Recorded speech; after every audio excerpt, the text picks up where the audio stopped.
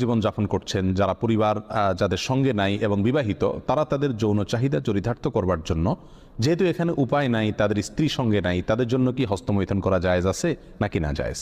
কোরআনে কারিমে আল্লাহ সুবহানাহু ওয়া তাআলা বলেছেন, ওয়াল্লাযীনা হুম লিফুরুজিহিম হাফিজুন ইল্লা আলা আজওয়াজিহিম আও মা মালাকাত আইমানুহুম ফাইন্নাহুম গায়রু মালুমিন ওয়া ফামান ইবতাগা ওয়ারাআ যালিক ফাউলাইকা হুমুল আদুন। তিনটি আয়াত আল্লাহ তাআলা বলেছেন, কৃতদাসী এবং নিজের স্ত্রী, এই দুই শ্রেণী ছাড়া, এই দুটি ক্ষেত্র ছাড়া অন্য কোনো জায়গা যাদের লজ্জাস্থানকে তারা ব্যবহার করে না, সেই সমস্ত লোকেরা সফল মুমিন, তারা সার্থক মুমিন।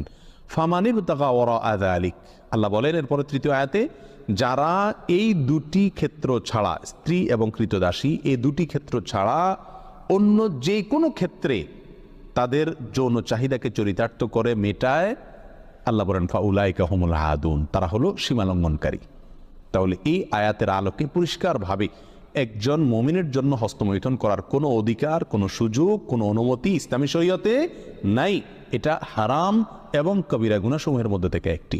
যারা প্রবাসে আছেন, এমন কোনো দেশে যদি থাকেন যেই দেশে তিনি তার যৌন চাহিদা না মেটালে নিশ্চিতভাবে গুনাহে লিপ্ত হয়ে যাবেন, জেনায় লিপ্ত হবেন, কারণ সেখানে জেনার অবাধ সুযোগ রয়েছে, এরকম যদি পরিস্থিতি হয় তাহলে নিজেকে রক্ষা করবার জন্য, অর্থাৎ বড় অপরাধ থেকে অপেক্ষাকৃত কম বড় অপরাধ যেটা, সেটাই তিনি লিপ্ত হতে পারেন, অর্থাৎ হস্তমৈথুন করতে পারেন। এটা কোনো কোনো ওলামা ইকরামের মত। অবশ্য অন্য ওলামা ইকরাম বলেছেন সর্বাবস্থায় হস্তমৈথুন করা কি হারাম। এজন্য প্রবাসে যারা আছেন তাদের উচিত এই অপরাধ থেকে বেঁচে থাকা।